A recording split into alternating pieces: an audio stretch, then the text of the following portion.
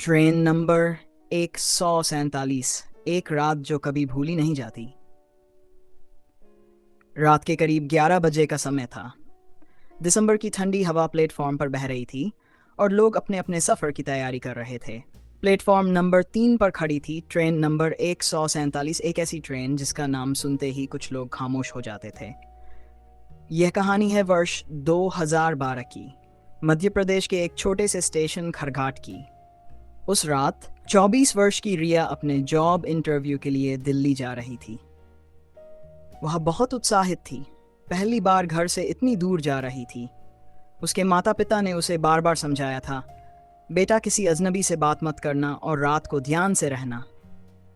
Train आई, रिया ने अपनी seat ली, coach S5, seat number 32।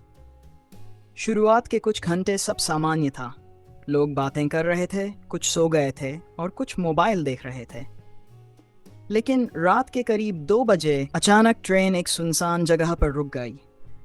रिया ने सोचा शायद सिग्नल की समस्या होगी, पर अजीब बात यह थी, न कोई अनाउंसमेंट हुआ, न कोई स्टाफ दिखाई दिया।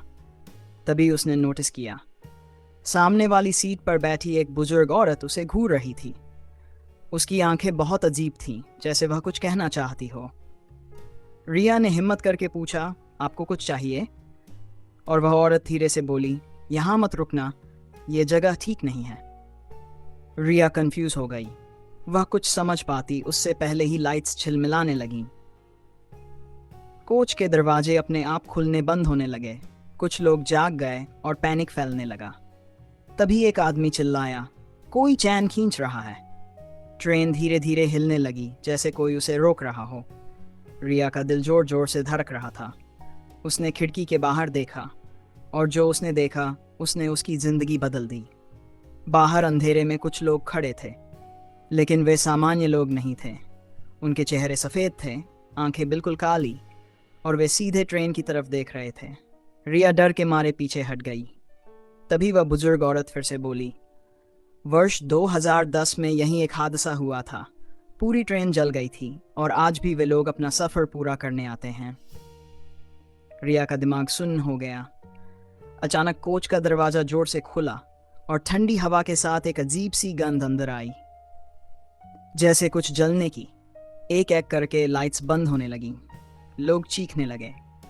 रिया ने आंखें बंद कर ली और बस प्रार्थना करने लगी। कुछ मिनट बाद सब कुछ शांत हो गया। जब रिया ने आंखें खोली, ट्रेन फिर से चल रही थी। सब कुछ सामान्य था, लोग शांत थे, जैसे कुछ हुआ ही न हो। और सबसे अजीब बात, वह बुजुर्ग औरत वहां नहीं थी। अगली सुबह जब ट्रेन दिल्ली पहुंची, रिया ने स्टेशन पर एक पुलिस अधिकारी से पूछा, सर, क्या इस रूट पर कभी कोई हादसा हुआ था? अधिकारी ने थोड़ी देर चुप रहकर कहा, वर्ष 2010 में एक बड़ा हादसा हुआ था रात के 2 बजे, और कोच S5 सबसे ज्यादा प्रभावित था। रिया के हाथ से बैग गिर गया। लेकिन एक अजीब बात है, अधिकारी ने कहा, बचने वालों ने बताया था कि एक बुजुर्ग औरत ने उन्हें जगाया था, वरना वे सब जल जाते। रिया समझ चुकी थी, वह औरत कोई सामान्य इंसान नहीं थी। वह किसी और दुनिया से आई थी, लोगों को बचाने के लिए।